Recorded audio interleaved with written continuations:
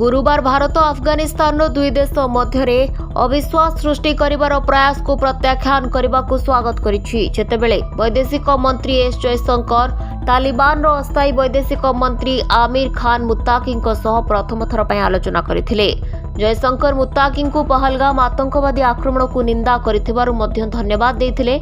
गुरुवार एक टेलीफोनिक कथबार्ता जयशंकर अफगान जनता भारतर पारंपरिक बंधुत्व को गुरुत्व देथिले एवं सेमानक विकास आवश्यकता पाई भारतर निरंतर समर्थन को पुनर्व्यक्त करथिले। मिथ्या एवं आधारहीन रिपोर्ट माध्यम भारत एवं अफगानिस्तान मध्य अविश्वास सृष्टि करिवार सांप्रतिक प्रयास को तांकर दृढ़ प्रत्याख्यान को स्वागत करुछि। जयशंकर कहते जदिओ से पाकिस्तानी गणमाध्यम एक अंश में प्रकाशित रिपोर्ट को सीधासलख उल्लेख करनथिले, जेउथिरे दाबी करा जायथिला जे भारत पहलगाम रे एक मिथ्या फ्लैग ऑपरेशन करबा पई तालिबान को नियोजित करथिला।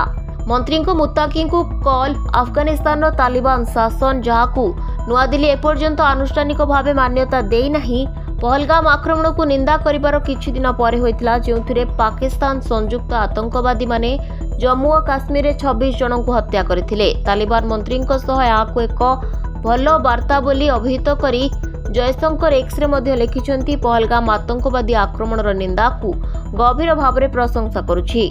से आहुरी जोड़िछंती जे आलोचना समय से अफगान जनता आमर तथा भारतर पारंपरिक बंधुत्व एवं सेमानकर विकास आवश्यकता पाई निरंतर समर्थन को गुरुत्व देथिले। सहयोग को आगे नेबार उपाय और पद्धति ने आलोचना करथिले। एही कथबार्ता भारत एवं पाकिस्तान पहलगाम आतंकवादी आक्रमण परे ऑपरेशन सिंदूर परे सामरिक आक्रमण बंद करने को राजी हेबार मात्र किछि दिन परे होइतिला, जो घटना को काबुल शासन मध्य निंदा करिथिला।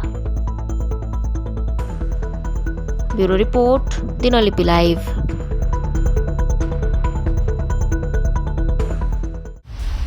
दिनलिपि लाइव को एबे ही लाइक शेयर सब्सक्राइब करंतु।